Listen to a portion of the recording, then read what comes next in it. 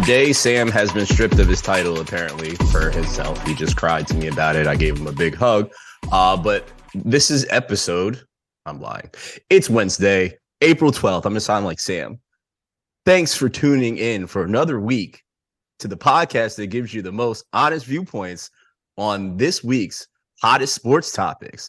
This is episode 94 of the Chasing Points podcast. I sound that corny. I'm Brandon. I did used to work in radio. This is Sam. How you doing, Sam? You're going 100 right now. I'm great, Brandon. How are you? How was your weekend? I just have Easter. to message you, Happy man. Seriously, how are you doing, sir? Good, man. How was your Easter? Good.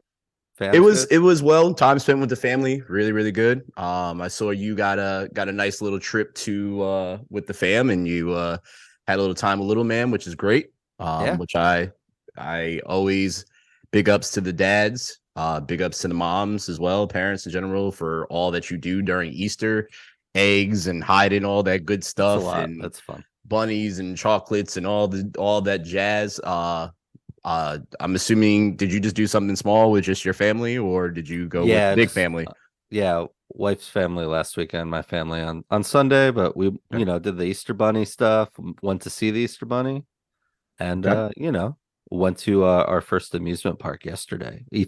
My son's first amusement park, and Natalie's, but so that was a lot of fun. So now I have a question about the Easter Bunny.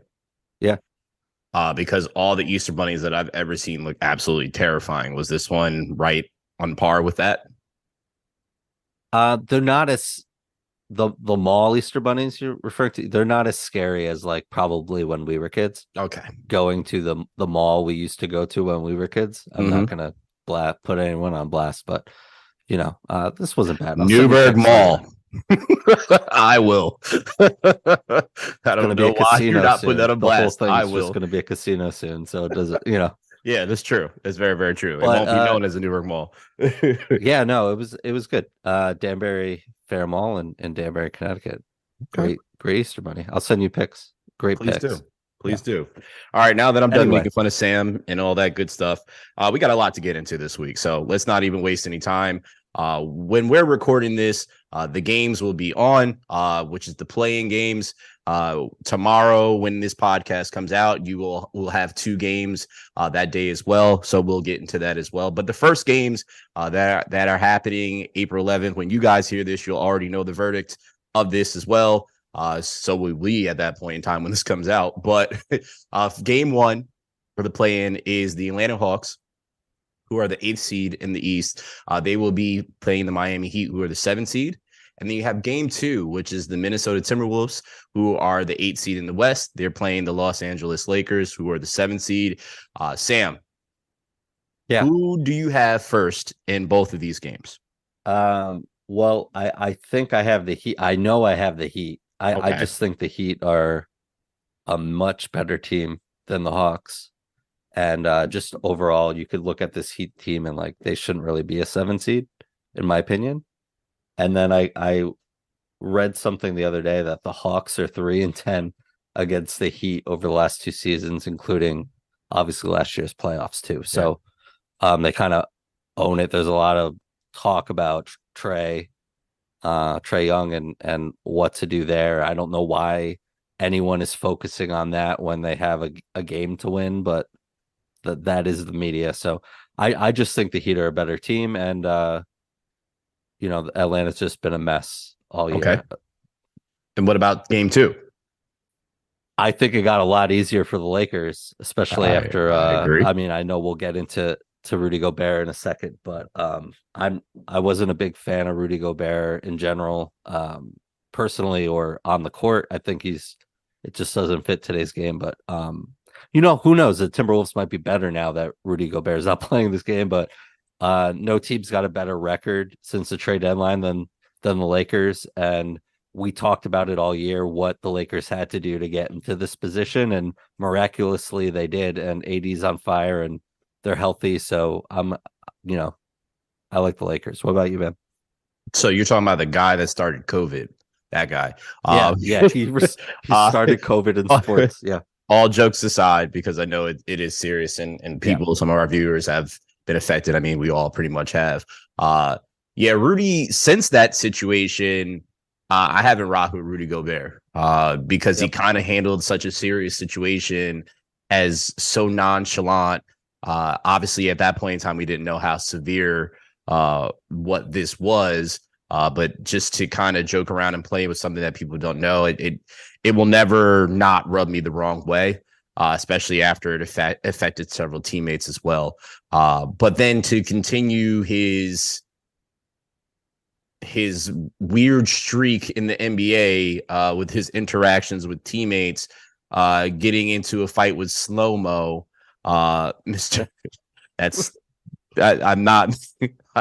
To be fair, that is his nickname. It's Kyle Anderson, and just punching him in that, and then hearing Kyle after. I don't know if you heard the TMZ footage, but somebody recorded it. Didn't show any visual, but you can hear him infuriated. Apparently, they've hashed it out since, but the damage is already done. Rudy is suspended for a game. And this probably couldn't come at a more pivotal time that they absolutely need him against the Lakers. Luckily for them, will have another chance if once they lose this game, because I don't see them beating the Lakers. They will have another chance to get in, but that was just dumb on his behalf. But the Lakers, as to your point, I said it and I was super ecstatic when it happened, Sam. When those trades happened that the Lakers were talking about trying to make moves, I said at that point in time, I said, this is huge for their roster. And it has paid off for them thus far. So I'm curious to see how far they can go, because all you need to do is get into the tournament and go from there. I also agree with you. Go ahead. You were going to say something? I was going to say no play-in teams ever won a playoff series. Yeah, well, I could 100% see them doing it. Yeah, for sure. I mean, and that's also funny to say because it's also very, very new, the play-in. So it's 2020. You know, of course, there's only a couple of years of data, but yeah, absolutely. And then I agree with you as the Heat taking it. They're just a way more complete team, a team that almost won a championship. Not too long ago. They still have the components. They have not played up to Miami Heat standard, but I don't see them having any issue with rolling over the Hawks. The Hawks have too many problems, even with Dan Snyder as their head coach. I think they've been 500 since that point in time. Sounds about right. Since he's come over. Trey, I don't know. I know when he kind of came in, the hype because of his range of shooting, people try to compare him to Steph, which I wish everybody would just stop doing just because people shoot long range. Steph is the reason people shoot that way. It's like, stop comparing everybody to him. He is him. Stop. But Trey's a good player, but I also don't think his game, he's too small in the NBA. And if he can't shoot and he's off, there's not really too much Trey is doing in a matchup. And the team is also kind of So that's that. The games today, when you guys hear this podcast, will be Chicago Bulls, the number 10 seed in the East, and then Toronto Raptors, number 9. And you have OKC, number 10 in the West, and the Pelicans, number 9. Sam, same thing. Who do you have in both? I don't understand. I really would have thought the Chicago Bulls team would be a better team over the last couple of years. That the pieces that they've added, we both love DeMar DeRozan. I don't think he gets enough credit. Sure doesn't. Levine's has looked better. Obviously, there's a lot of things going on behind the scenes in Chicago. I like Alex Caruso, the center. What's the center's name? I like him too, from the Magic. But I don't get this Toronto team. It sounded like at the deadline I put my eggs in the basket of Toronto's just going to implode this team and just start tanking unofficially. And they've done anything but that, and they've played pretty well. I think the Raptors are going to win. I don't know why. By the end of this podcast, I could switch it. I don't know, but I like this Bulls team better than this Bulls team is actually probably likes themselves. So I'll do it right now. I'll just say the Bulls. I like the Bulls. The Bulls. You sound like the Jets and the Packers right now trying to decide on what to do with this trade package. I'm gonna just interject real quick. Vujovic is the center you were talking about, and I have the Bulls as well winning. Oh, look at that. We don't know each other's picks, by the way. No idea. I have the Bulls winning because to your point, I just think they have the pieces. I know I don't see Zach LaVine being there for much longer. No, I do feel bad for DeMar DeRozan because he just keeps going to these places and he does his part and he's available and it just never pans out for him. Even, I mean, the damn man went to San Antonio with one of the greatest coaches ever and they still couldn't really do too much. And he's the catalyst for the Raptors winning a title. Yeah, exactly. Exactly. Shame, it's just he just keeps getting the short straw. So that's my pick as well. I just don't see the Raptors, even with them being seated higher. I mean, pretty much you're pick your poison at that point. OKC, Pelicans. Who do you have? I really like SGA. I've always really liked him. I do as well. This Thunder team is, a lot of different pieces, but I like the individual pieces. I like the Pelicans more. They've been there. They've been in this situation before. They have. I don't care if Zion's on the court or not. Like he's not, shocker, right? He's not on the court, but I think the Pelicans will take it. I just think they're a better team and have the experience. Zion's in the food court because he just keeps putting on weight. And he needs to literally, no joke, this is part of his issues, is when you're overweight, you're putting extra pressure on your joints. And for a big guy that jumps like that, that's a lot of weight coming down. And I've said it before. I know numerous friends have said it his way. He doesn't know how to land properly. If you watch how he jumps and how he lands, it don't look good and it's not good. And 100% once he loses weight, it'll be different. But this is not about Zion because he's not playing. But I again agree with you. It's the Pelicans. We saw what they did last year without Zion. They were extremely formidable. But this young team in OKC has got some really, really good young players. Absolutely. They're gonna make it a definite good game. But I'm not going against the Pelicans after what I saw last year. It's just really, really hard for me to do that. And the Thunder's doing this without Chet Holmgren too. They are number 2 overall pick who got hurt in a pickup game or whatever, and that's that. So I mean, the sky's the limit for this Thunder team. I know we both like the pieces on the roster, but they're just maybe some experience. Maybe they're naive enough to not see the big picture and just play basketball. Anything's possible, right? But yeah, I think we're both on the same page here. We definitely are. We definitely are. And on April 14th is game 1 of the Eastern Conference final seeding to get in, which is the 7 or 8 loser versus the East 9 or 10 winner. And then game 2 is the West 7 or 8th loser against the West 9 or 10 winner. So that'd be pretty interesting. Based off of our guesses, you can already see who we have being there. So if we're gonna go off of that just for fun, Sam.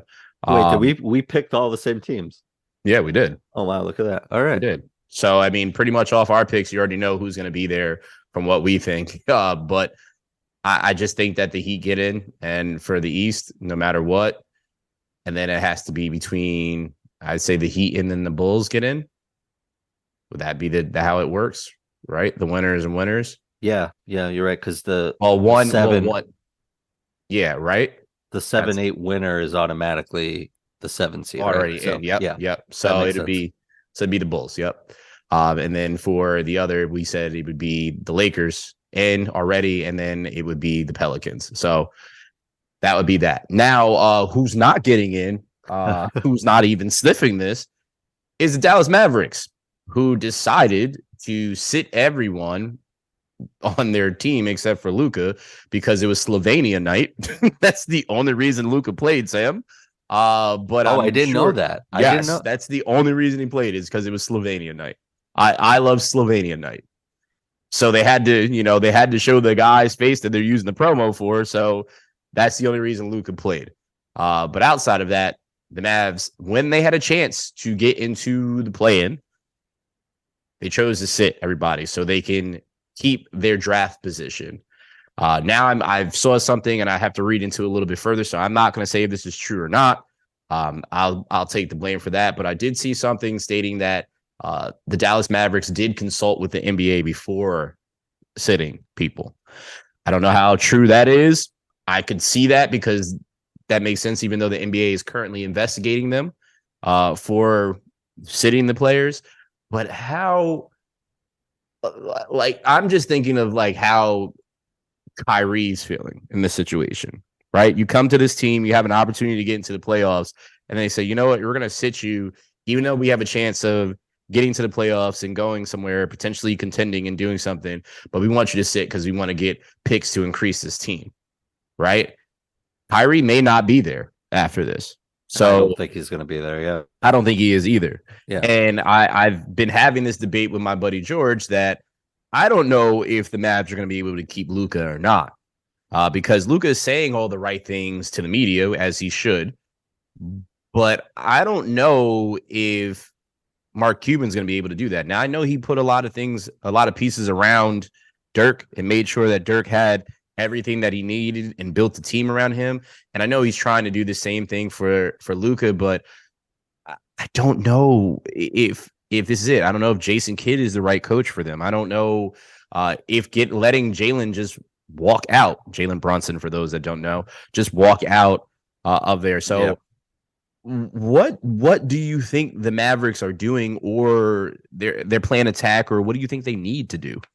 Well, yeah, that's a great question because we talked about it last week, right? Like you had this, I don't remember what the exact stat was, but they were fourth in the West when they landed Kyrie, and they traded some good role players. Sure did. And couple draft picks. Yeah, to your Nets and some draft picks. And since then they're 9-16 since that trade. And now they're the 11. They went from the 4th seed to essentially the 11th seed. Mm-hmm. It's kind of shocking. It's not like, I think there's some ramifications with that Porzingis trade with the Knicks, where if this pick by the Mavs is a certain number, it can stay with them. Otherwise, it goes to the Knicks. So I don't know if that has anything to do with it. Yeah. But it's not like this. This draft as far as like some of these younger freshmen that are going to be in this draft, but I don't think it's like this huge draft outside of like obviously Wembanyama at the top, right? He's a generational talent by all accounts. But other than that, there's a couple players here, but I don't know if you're not getting into you might get into the lottery. It's happened to them before. It happens to some of these teams, but I don't know if that's really what's going on here. It's kind of perplexing to me, unless they were just kind of like, nah, we're good. But yeah, you said Kyrie. I'm wondering what the Mavs fans are feeling about this, just based on this, man. I'd be upset. I mean, there's a chance. You just got to get in, right, and get hot. But the interesting thing you just said about them consulting the league is interesting. Mark Cuban's been in enough trouble with the league and is at the same time like a voice for the league. It's a very weird relationship, but I don't quite know. I haven't followed it as closely as you, but I don't quite know what they could possibly be thinking. What do you think? What do I think that the Mavs are doing? Yeah, like why did they spent a fortune to get Kyrie on a rental, assuming, and they're just throwing in the towel. Well, here's my thinking of what people do sometimes. It's always that shiny thing on the shelf that you always want, right? It's like Kyrie's there. If you just saw a tape on Kyrie and Jalen Brunson, Sam, and you knew nothing about either of the teams that they were potentially going to, you probably 9 times out of 10, probably 10 times out of 10 would pick Kyrie, right? You're going to pick Kyrie because of what he does on the court. Now, I'm just talking about just on the court, all right? He does a lot of philanthropic things off of the court, but then he also has a lot of issues, and he's always the center of topic no matter what. And you don't know what mood Kyrie is when you get him, right? But if you can get a generational talent like that, you go and do it every single time. You go and do it every single time. But you just mortgaged off your future potentially. And if you're trying to keep Luka and Luka's watching these pieces go out and you're potentially losing picks and you're losing good wing players that were there to be able to defend, to take the pressure off of him and what he's doing and to focus off, what are you doing? Because now you really have to focus on the draft and get young players, which means you have to rebuild where guys are trying to look like Luka or trying to get a championship. They don't want to sit there forever. Dame Lillard just said it the other day. He made it very, very clear to Portland. I don't want guys that are like 2-3 years away. Essentially saying, like, don't give me these young people. I want y'all to get pieces here. He's been doing it for 10 years. Like he's been in this constant cycle and like, or, you know, he's had big playoff moments, big shots, but like never enough to get over the hump. No, you're absolutely right. This is and this is the same thing happening in a different part of the country. Exactly. You get what I'm saying. This is exactly what it's starting to look like. But the difference is I trust Mark Cuban because I've seen what Mark Cuban has done to go and build and get pieces, and he's willing to spend money because it's his money. You know what I mean? He's the most he is, I guess you would say, he is the only owner that you see in the NBA like 24/7. And he is very avid about his team and wanting to build there. So I think they have an opportunity to do. You can get somebody like a Hawkins in the draft if you somehow, some way do move some pieces to get in to try to get him and go from there. But you're going to have to move and do a lot and be very strategic. Like at one point, we didn't think that the Lakers were going to be able to do anything with the contract that they had tied up with Westbrook and all the other bad deals that they made and tied up in LeBron's money and AD's money. And then look how they flipped it, right? If you have a really smart minded GM and you're on board with your owner and the owner is able to be like, okay, let's do this, you can work miracles, but you need the other parties to cooperate. So Sam, this is the biggest mystery to me. I really don't know. And I guess we'll just have to buckle in and see how this is going to play out. I would have to, last point on this, I would have to think that Cuban is smart enough to know, just based on, you know, what we know of him, that this will be able to work long term. Like I will be able to find and get people to come to Dallas to surround this kid who I only have a couple years left with before he's gone. Or do you entertain the fact of you could probably get the biggest deal to date if you moved him eventually?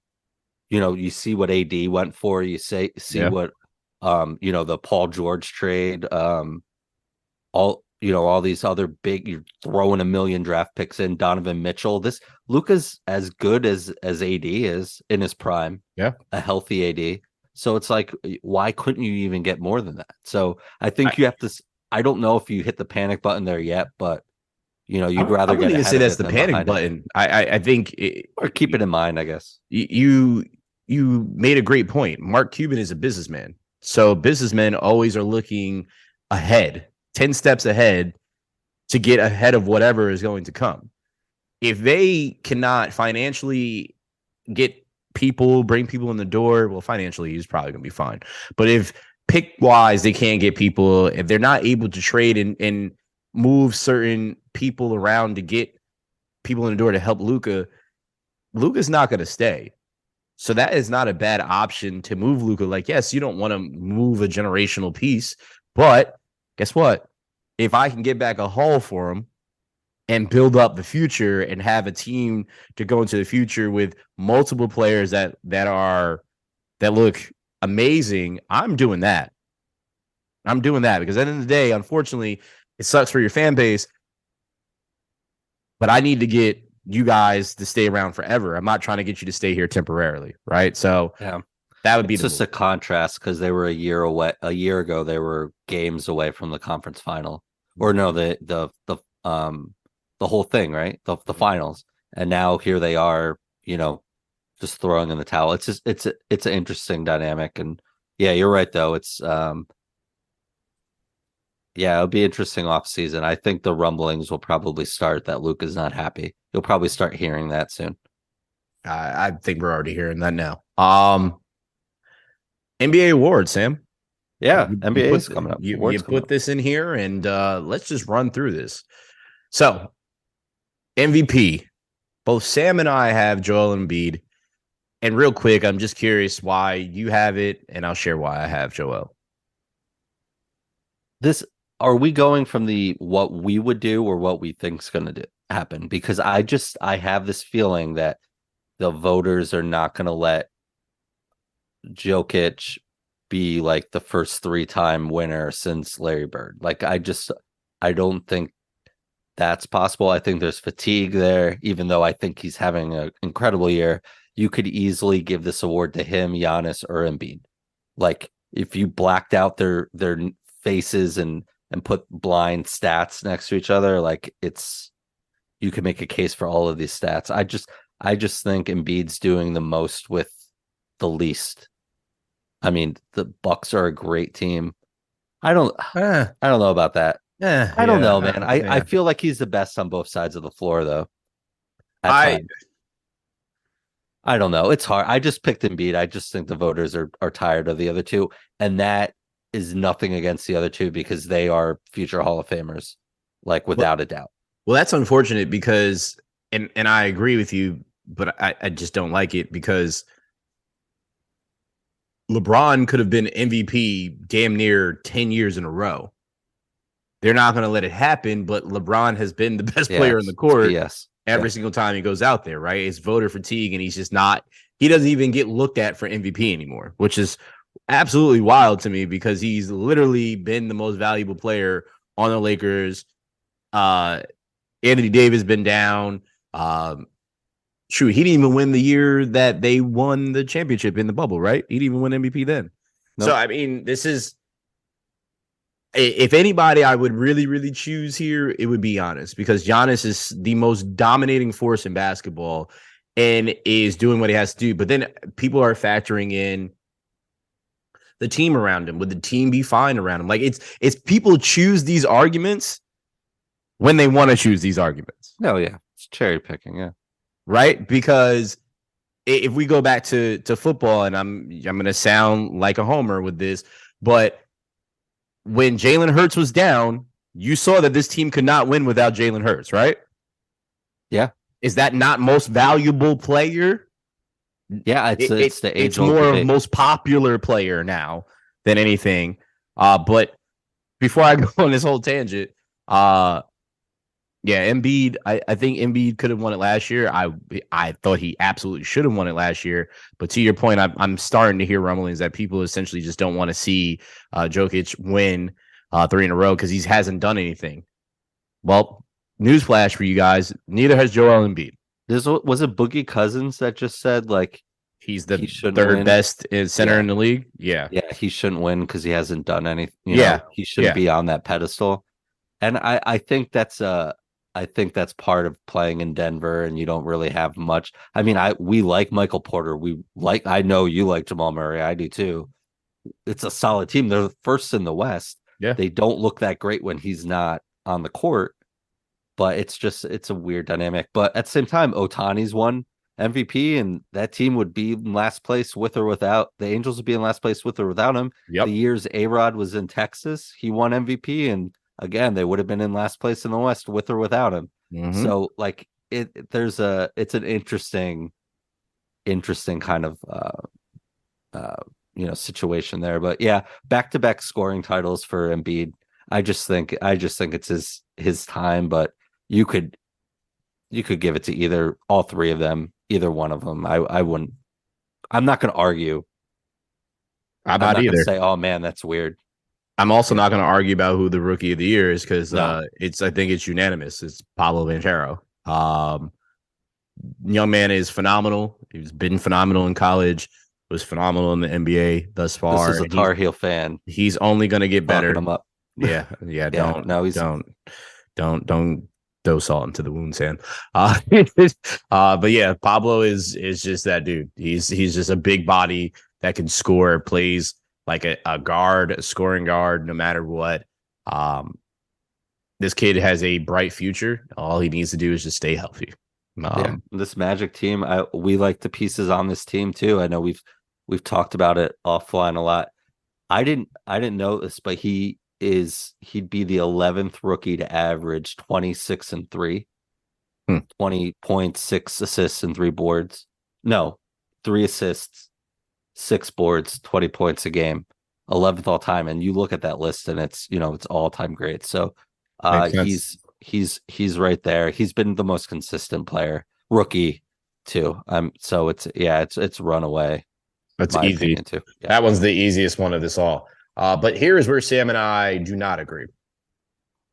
Defensive player of the year. Sam has Brook Lopez, and I have Draymond Green. Interesting. Okay. Go ahead, Sam. Why do you have Brook Lopez? I had Jaren Jackson Jr. Because I was reading some stuff. And then I read that, obviously a lot of people like JJJ, but he's played 1,800 minutes this season. And Lopez has played 600 more minutes, and they both have the same. They've held opposing players to almost 13% percentage points beneath their normal field goal percentage. But Lopez has played 600 more minutes. So the efficiency needs to be so much higher for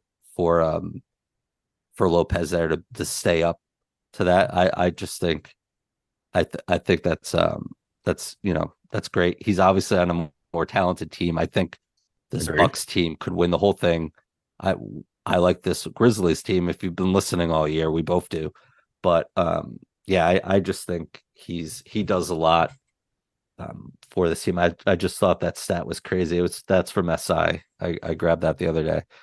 Chris Herring from SI. But yeah, that's why that's what sealed me. He's been on the court more. Okay. Well, here's why I have Draymond. When the Warriors were ranked 14th on defense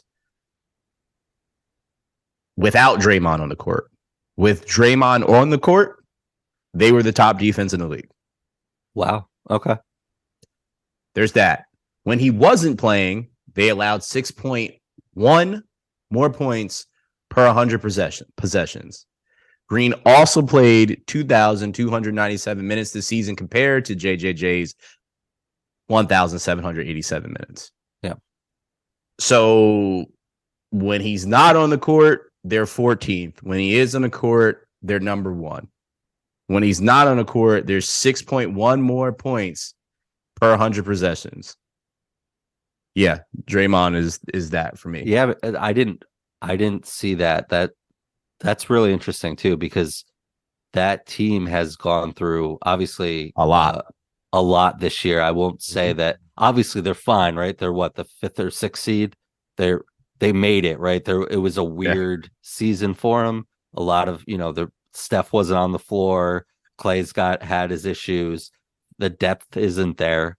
A lot of young guys there, but Draymond, that consistency there. I mean, he in many ways we've seen it for a decade now. He's the lifeline of this team.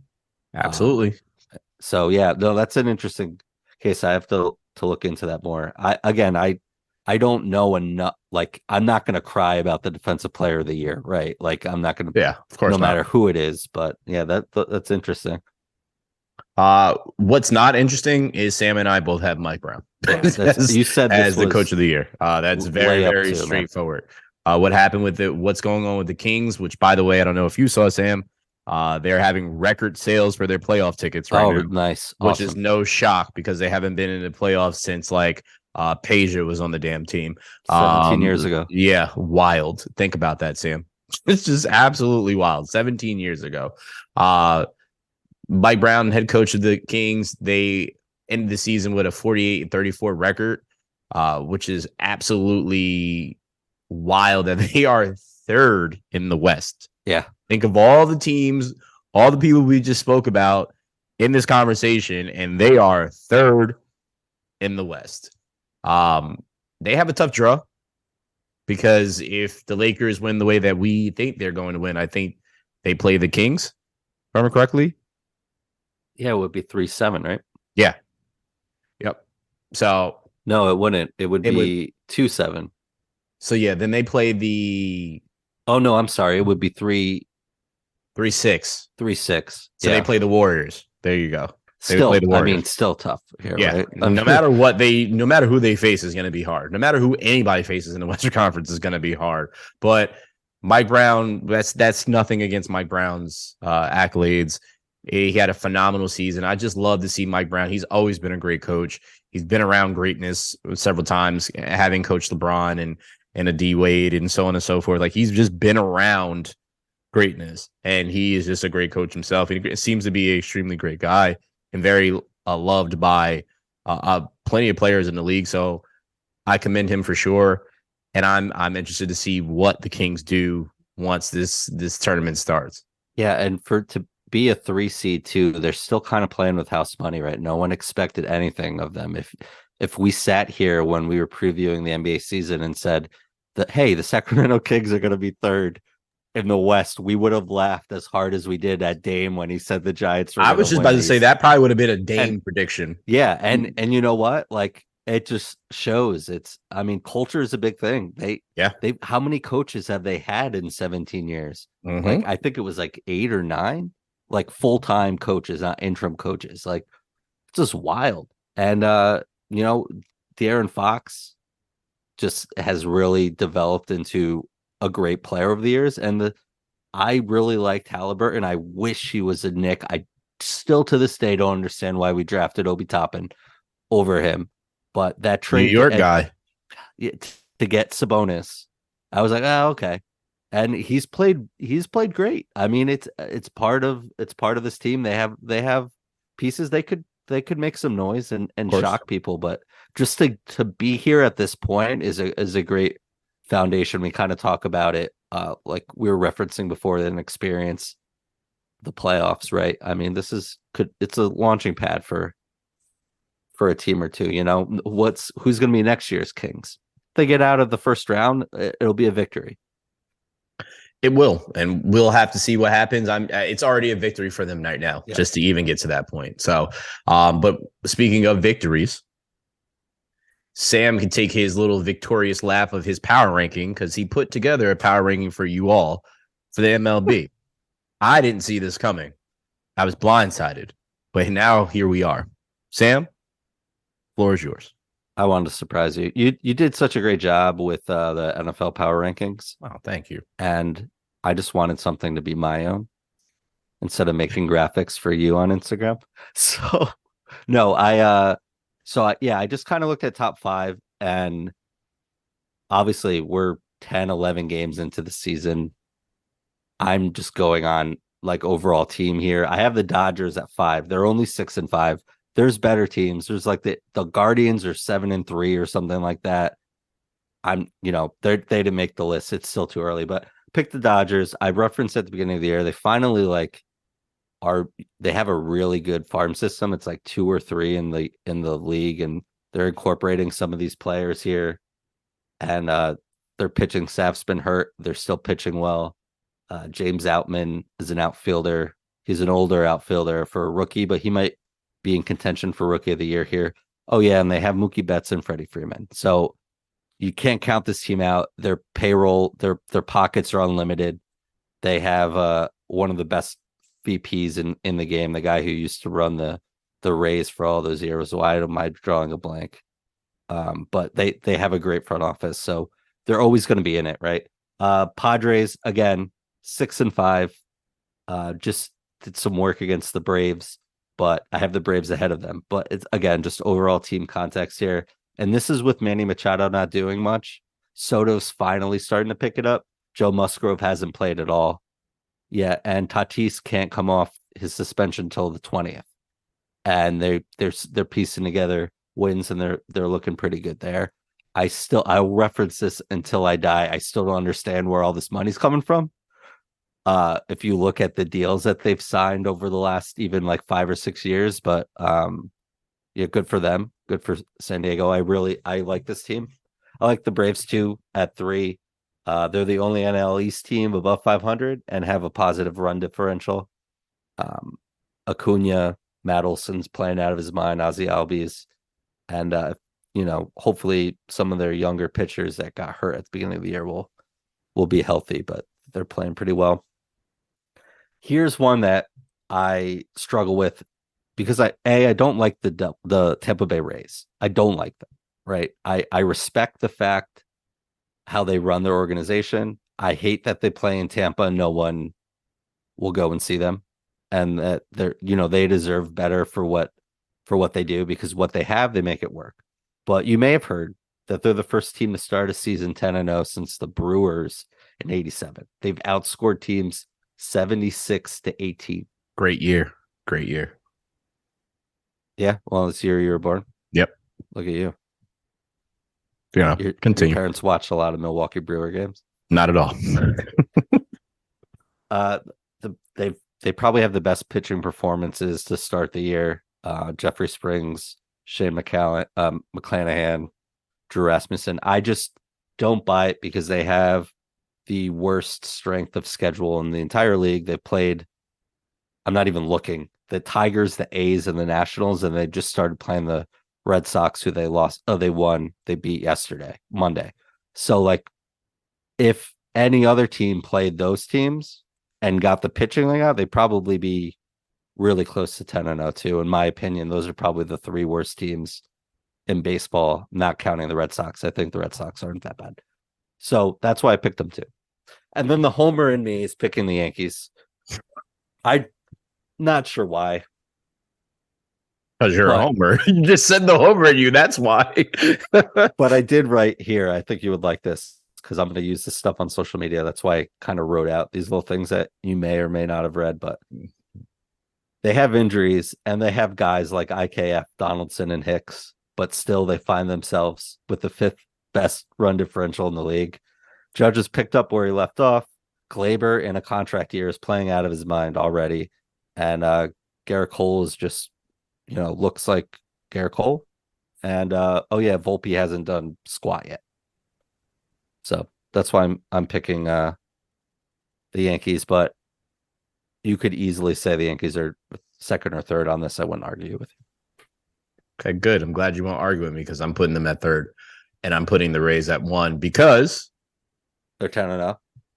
Yes. And because I literally had to go through the same shit all year for football about my Eagles playing their schedule that they didn't create, and they played against these teams. The Rays didn't make the schedule. They just go out there and play. They could, as the strength of schedule is, they could have gone out there and lost all of these games, but they didn't. So, yes, they're going to face more dynamic teams as it goes. And who's to say that these warm-ups essentially doesn't make them better for that time when they face the Yankees or have the interleague game against the Braves and so on and so forth. A 10-0 team in Major League Baseball is a feat of its own. And I want to give them their flowers, even though I can't stand the Rays either, except I love their old and original logo. I will never not love that logo. And the colors of what it was. So I will always give love for that. But I, to your point that you mentioned, it's really, really sad that they are in kind of like a purgatory. Yeah, pretty much. Because I don't know anybody that's like, let's just go down to Tampa and go to that terrible stadium and watch baseball and then support. Nobody goes and supports either. But yeah, I have to have them as 1. I don't want to get too deep in that. That's the only thing that I would change. And when I say putting the Yankees at 3, I mean they could be 2. I might change it by the time I post it tomorrow. I mean, you're good with what it is because guess what? This is able to change every week, and what it will do is change again because I mean the Yankees just lost against Cleveland, who you just said is a really good team that's not even on this list. If the Yankees lose again tonight, I say Cleveland is currently better than the Yankees right now, so it's depending on what's going on. But I will say something. That point that you brought up about IKF, Donaldson, and Hicks, do not ever bench Cabrera for Hicks ever again. Don't ever do that again. Or IKF playing third yesterday. Yeah, I was just about to say, put LeMahieu at third. I will take that. Well, LeMahieu had off yesterday. Yeah, well, that makes sense. But, yeah. And I can understand you want to. I mean, you can't just bury these guys on the bench. They need to get some reps. And so I understand. I think this Russian roulette of like who's going to get the day off has been solved because Donaldson's on the IL. So you can play Glaber and DJ at the same time. But yeah, I agree with you. Cabrera needs to be in the lineup every day. To me, Hicks is just getting owned by the fans. It's nuts. I'll say this so we don't stay here too long, but yeah, to me, I felt like ever since Boone has been the coach of the team, we've had like these weird merry-go-rounds with these players that are just kind of there, right? And he puts them in just so they're not unhappy, right? And he puts them in like the IKFs of the world, the Hicks of the world. You can think of plenty of other players, but they need to. I understand that they're not trying to bring up all these good young players because they don't, money wise, and want to keep them down and hold them a little bit longer so they don't have to pay all these things and keep their payroll in check and not have to lose these guys. But I'm tired of the Yankees going out and getting the Donaldsons of the worlds. That is really, he's washed now. All due respect, Donaldson, when he was in his prime, he was on fire. Donaldson hasn't been in his prime for quite some time. MVP, cover of video games. Yeah, I'm giving him his flowers. He did his thing during his prime. IKF, you had an opportunity to potentially trade him during the offseason because you knew good and damn well that he was not going to be playing shortstop when the season started. So you could have got rid of IKF because you also have, Peraza? That could have potentially, it was Peraza and Volpe. So you really didn't need to worry about IKF. You could just ship them off. But I get it. IKF is a utility person that you can put in multiple places, and it's always good to have a utility guy. But I can only imagine how IKF is. And every time I see IKF get up, again, no slander to this young man, I just immediately say, okay, that's an out. I don't ever think that it's going to go anywhere further than that. And Hicks, it sucks because Hicks at one point in time, Hicks was doing extremely well, but and you keep him around because he's a switch hitter, but he can't turn that switch on to hit shit. So what are we doing here with Hicks too? Yeah, and I can understand from his point of view being frustrated, Hicks, but like, just stop talking and start playing. Like, I don't know if I said that on the air or not to you, but it's just like you're making your own bed here, dude. Like, let's if you're winning, I don't care what you're saying if you're playing well. But look, I think a lot of the frustration is and real quick, I say we as a Yankee fan, we didn't get Machado, we didn't go after Bryce Harper, we didn't sign a guy like Trey Turner or Dansby Swanson or any other big free agent that we were rumored to over the last couple of years because we had Hicks, but to a more point, Volpe and Peraza. Yeah. So the pressure that are on these two kids and Peraza's in AAA, probably the shortstop of the future. They'll move Volpe, but I don't know. Volpe's at least made some great defensive plays, some errors, but he's 21. I'm not worried about Anthony Volpe. He's young. So this is what we're left with, and that's why a lot of the disdain from the fans are like, why is it Manny Machado our third baseman? Again, the elitist Yankee fan point of view. Why don't we have Manny Machado? Why do we have Josh Donaldson or even Gio Urshela? And, so I think that's part of the frustration. And look, I mean, a fresh start can help. Look, Joey Gallo is actually playing well in Minnesota where the spotlight is not on him and he could strike out 3 times a game and no one's going to say shit to him. Yeah. So it's like, so who knows? Maybe a fresh turnaround for everybody, but it's early in the season. There's 150 more games to play. So, well, fresh start, Sam, is a pretty good way to describe this gentleman. OBJ has got a fresh start, and it's not with Sam's Jets like I thought it would be. Sorry, Sam. Same, dude. I'm good. I'm not losing sleep. Okay. OBJ signed with the Ravens. 1 year, 15 million guaranteed, but he can earn up to 18 million. The Ravens have never, ever had a Pro Bowl wide receiver. That's wild. So there's that. It's crazy to me. He's been in constant communication with Lamar Jackson. Yeah, apparently they were in Miami hanging out over the weekend. Good they were at Live. It was on Instagram and all that other jazz, partying up together. FaceTime, that was the whole clip that they showed. FaceTime, OBJ's son's wearing Lamar's jersey. So they've been in touch. The underlying thing that I keep hearing here, Sam, is players talk to each other and players believe players. Forget all of what the Schefters of the world and so on and so forth are reporting. Players talk to players, and it's a different type of bond. If I'm telling you that I'm going to do this or something like that, it's different. We keep it under wrap because it's just that brotherhood. So it leads me to my question. What does this mean for Lamar and the Ravens? Now, I've said on here that I don't think Lamar was coming back. Now, with this happening, I don't see no other way. Lamar's coming back. There's no doubt in my mind that he's coming back. At what cost is what he's coming back for? Does Lamar come back and sign the tenure? Because guess what? OBJ only signed for a year. If Lamar signs the franchise, he's only there. He only has to be there for a year. They play together for a year, do what you got to do, and you go about your business. Lamar gets some good money for this year, nothing else guaranteed outside of that. But you go from there. Again, if I'm Lamar, would not play at all until I got a contract and going from there. But do you think this is the last? This is the signature of Lamar basically saying I'm staying with the Ravens now?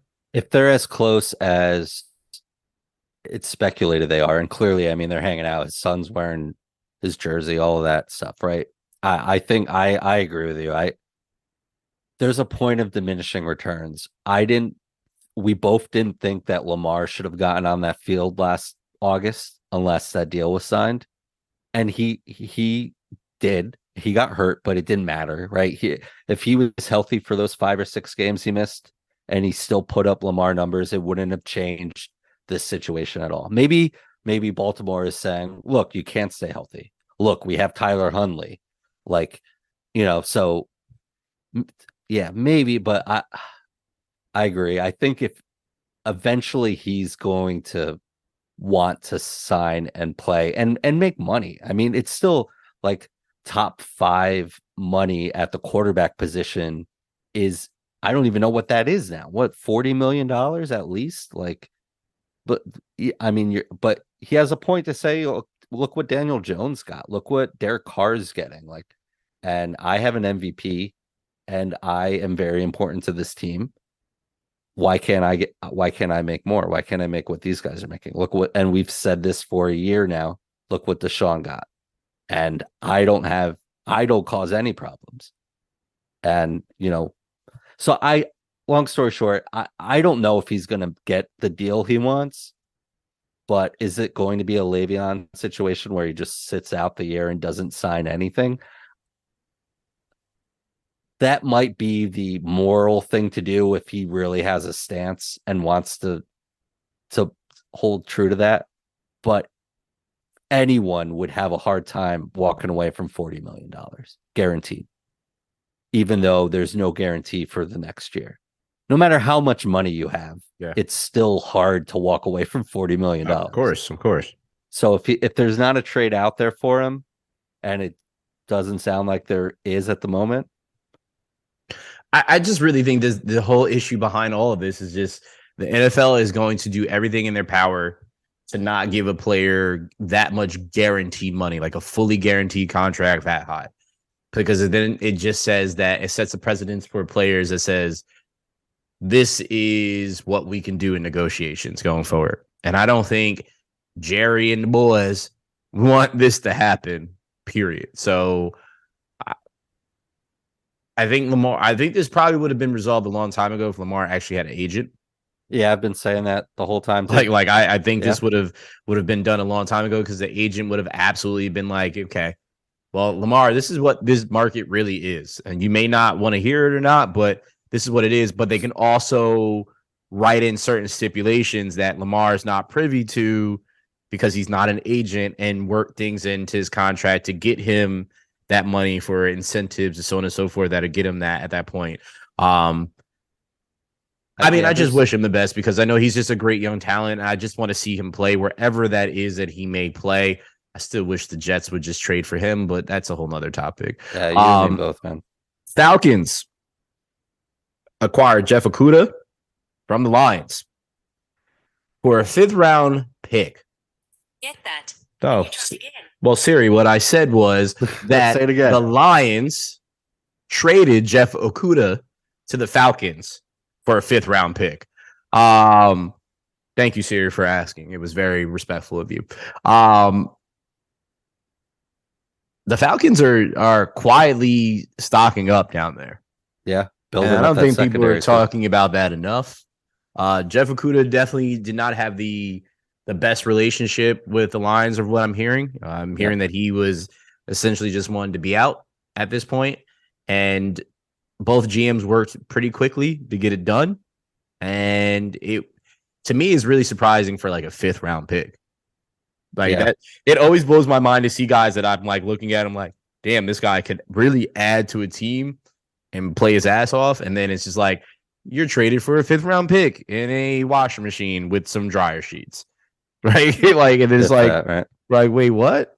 Yes, I know dryer sheets do not go in a washing machine. Do not talk to me that way. But gonna get a lawsuit from Tide. Probably something crazy. Yeah, I think that's a good. I think that's a good, phenomenal pickup for them. I love it for the Falcons. I do as well. I don't know why the Lions let him go. Yeah, I think it probably had. I didn't really read into it. It probably has to do with they didn't want to pick up his 5th-year option. Makes it because he's a 3rd overall pick.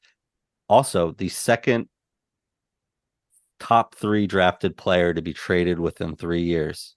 Ever. The other guy was Sam Darnold.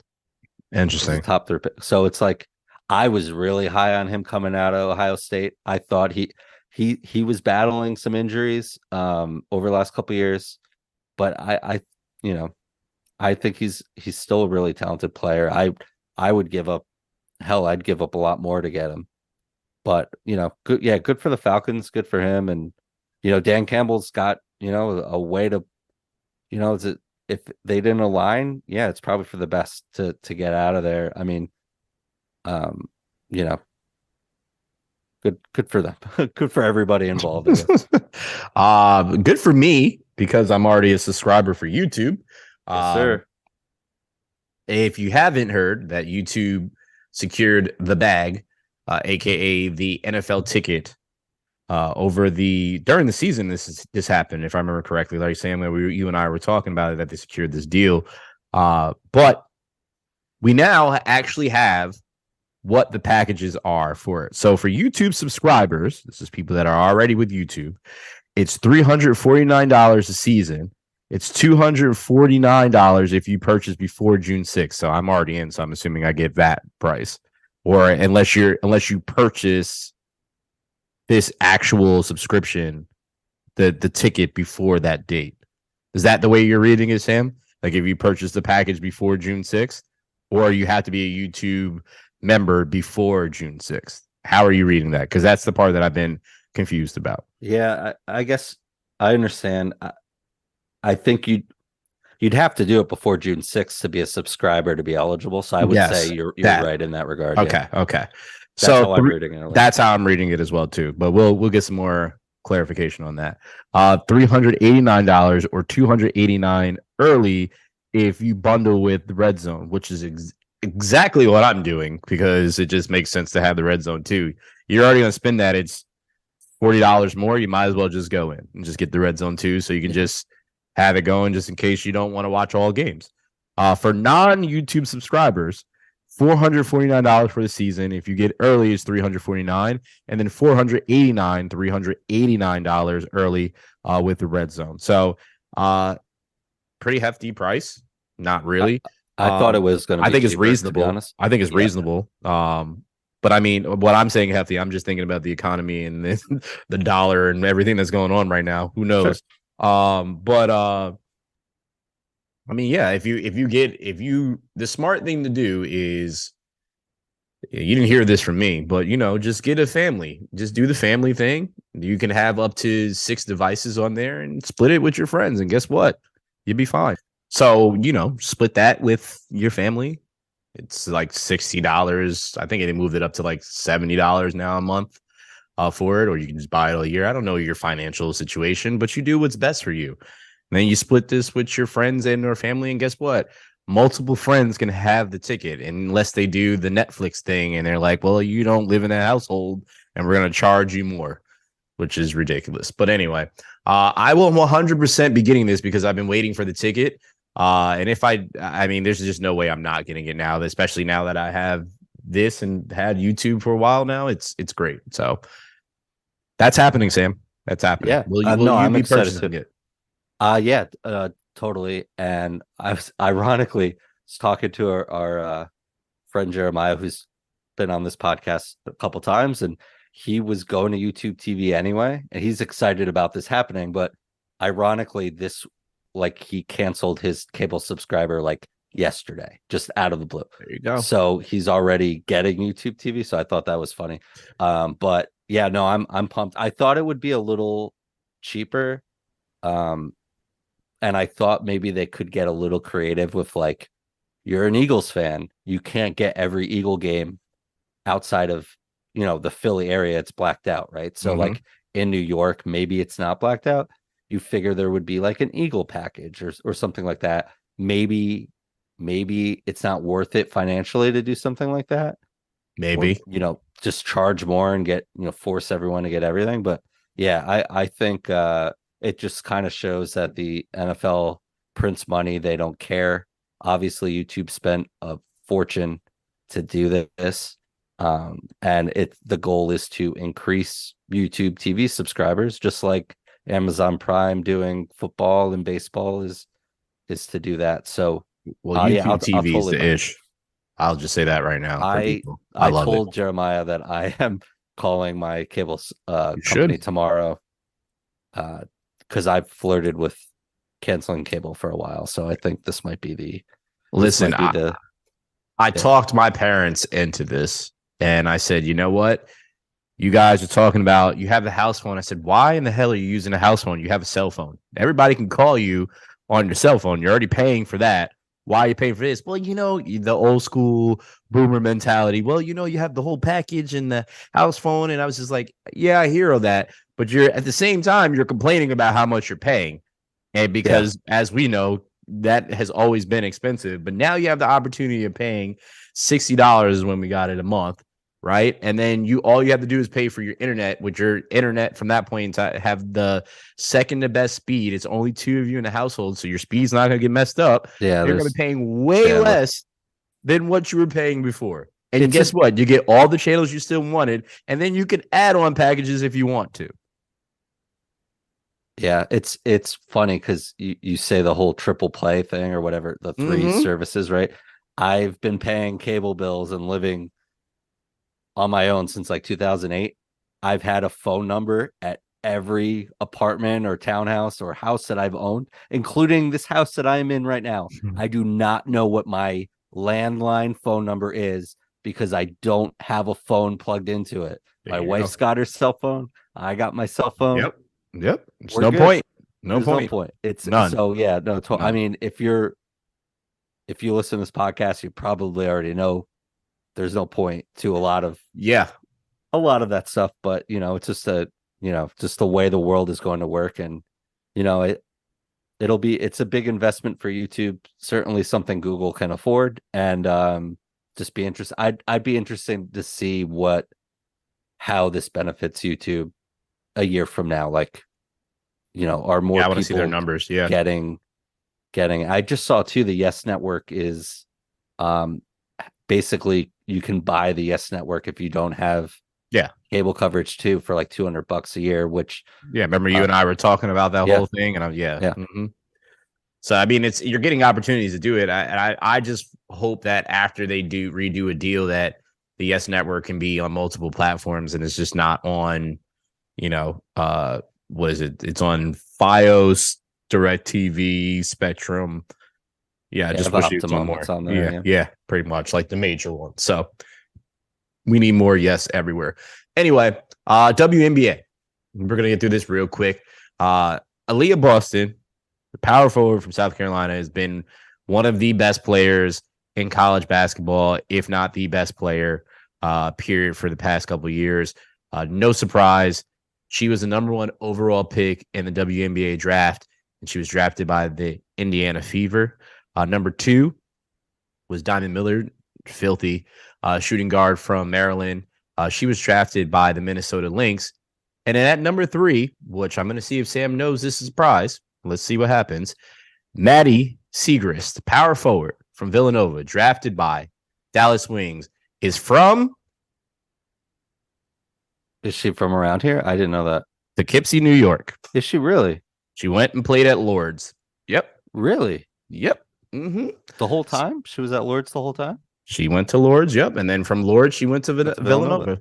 Mm-hmm. I had no idea. That's awesome. Mm-hmm. So one of our neighbors in our area, shout out to her. Number 3 overall, absolute problem in Villanova. So just wanted to know that little tidbit in there because I thought that was really cool, at least for us. But the best thing about my weekend is my favorite UFC fighter put on a damn show. And I am so ecstatic that he did this. Israel Adesanya reclaims his middleweight belt from beating his arch rival, Alex Pereira. Finally. Yes, finally. New shot. I say that because I know about this now. I sat there. I have witnesses. I have proof. I wanted to surprise you. I sat there and watched the last 2 fights on the card. So are you surprised? I just think you're doing this now just to be like, I can come on the podcast, be like, Brandon, I watched it because you didn't think I watched it, but I watched it. So yes, I'm kind of surprised, but at the same time, I want to tell you to kick rocks, but I love you.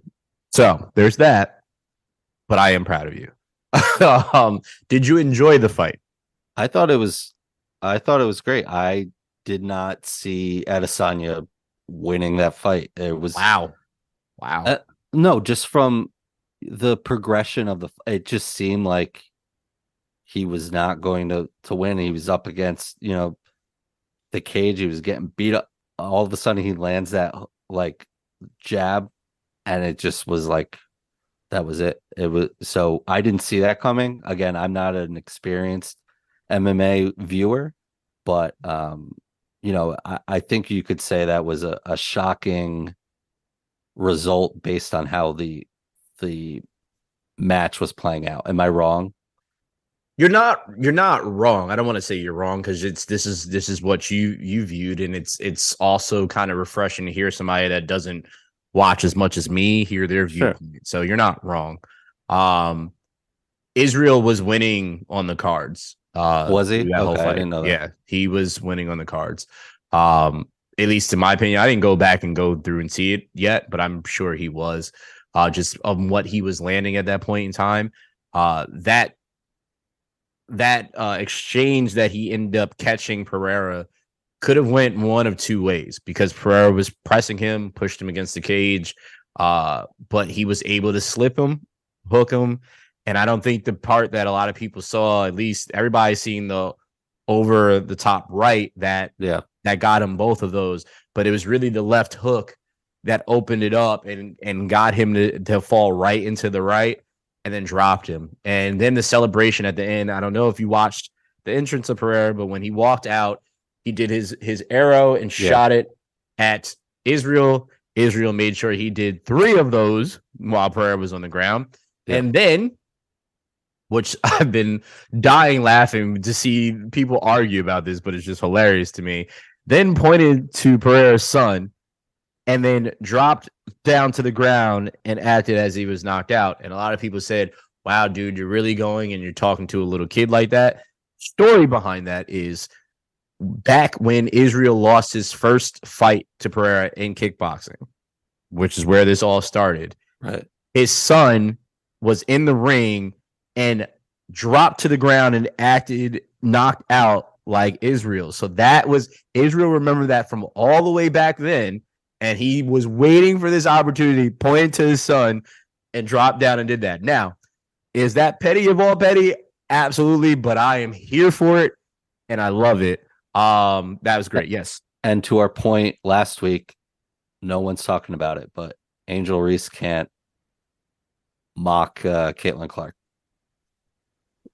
Yep. If you win, you talk. You can do what you got to do. Yep. Talk your talk. If you're winning, do your thing, man. If you're not, and you end up like Aaron Hicks, like no one cares that you're not starting. You can't get on base. So it's like, yeah, no, I didn't know any of that. I knew their kickboxing history and that he's never beat Pereira. I knew that, but I didn't know. Yeah, that he was even pointing to his son when he did that. So yep, that's pretty cool. It's very deep rooted. Look, I have kids. Obviously, like you protect kids, right? Correct. I mean, I'm sure that no one was offended by that, right? No, I'm sure. And at the end, in the tunnel after the fight, Pereira and Israel hugged it out, which is really, really cool. After all that, Israel, if you've ever watched the Israel fight, even if he talks the most trash about you, at the end of the fight, when he wins, he is humble as hell, will hug you up, dap you up, and give you your respect, because at the end of the day, you're mixed martial arts, and you have a infinity for another person because they've gone through the same thing as you. So show much respect for that. Pereira is also moving up a class after this knockout, which I don't think is a great thing, but whatever. The other fight was Gilbert Burns, the co-main event. Gilbert Burns, Jorge Masvidal. I don't think anybody that watches MMA thought Jorge Masvidal was winning this fight at all. Gilbert Burns won easily, but Masvidal retired. And the cool part about that is he's from Miami. This was in Miami, so he got to retire in front of his friends, family, on the home crowd. Masvidal is really known for, and still to this day, is the quickest knockout in UFC history, which was the flying knee against Ben Askren. That is still the quickest knockout in UFC, and that is what put him on the map. Yeah, I saw period. But outside of that, Masvidal really hasn't done anything special in the ring. But I'm glad that he gets to ride off into the sunset, because he's made some money. He was on the cover of what you call it, the UFC video game. I can't even think the damn name of it, but the opposite of Israel Adesanya, which is ironic that happened. So yeah, it's pretty cool. Pretty cool.